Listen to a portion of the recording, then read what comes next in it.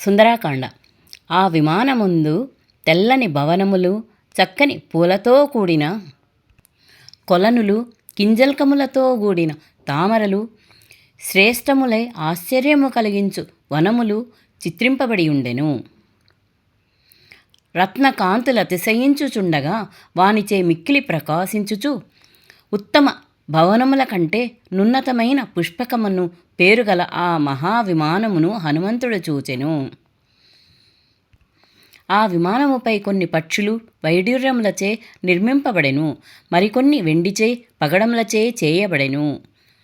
వివిధ రత్నములచే వివిధ వర్ణములకు సర్పములను, ఆయా అశ్వజాతి స్పష్టమగునట్లు చక్కని అవయవములు గల గుర్రములను చిత్రింపబడెను. అందు సుందర ముఖములు, అందమైన రెక్కలు గల పక్షులు చిత్రింపబడి ఉండెను. వాని రెక్కలు విలాసముగా కొంచెము ముడుచుకొనుటచే వంకరగా నుండెను.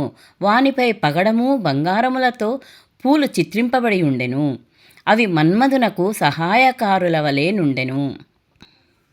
ఆ విమానముపై తామర కొలను అందు లక్ష్మీదేవిని అభిషేకించుటకై స్వయముగా నిర్యుక్తములైన ఏనుగులు చిత్రింపబడి ఉండెను.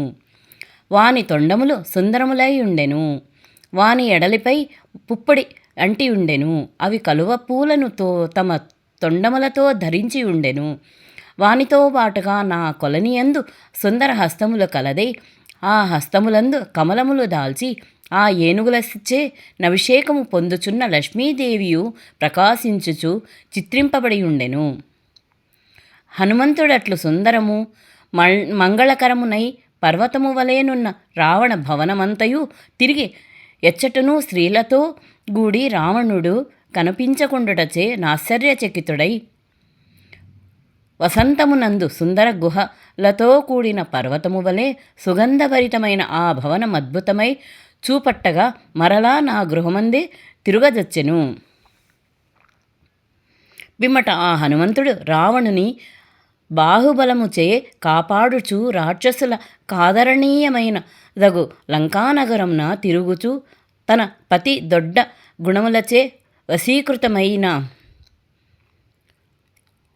పూజనీయురాలగు జానకి నెచ్చటను కానక మిగుల దిక్కుతెడయ్యెను. పలు విధములుగా నాలోచించువాడు, నిశ్చిత బుద్ధి గలవాడు, సదాచార సంపన్నుడు, మహాత్ముడు, ఉత్తమమగు దర్శన శక్తి గలవాడగు హనుమంతుని మనస్సు సీతాదేవిని చూడక మిక్కిలి చింతాక్రాంతయ్యెను. ఇది వాల్మీకి మహర్షి రచించిన శ్రీమద్ రామాయణమందు సుందరాకాండమందు 7వ సర్గము.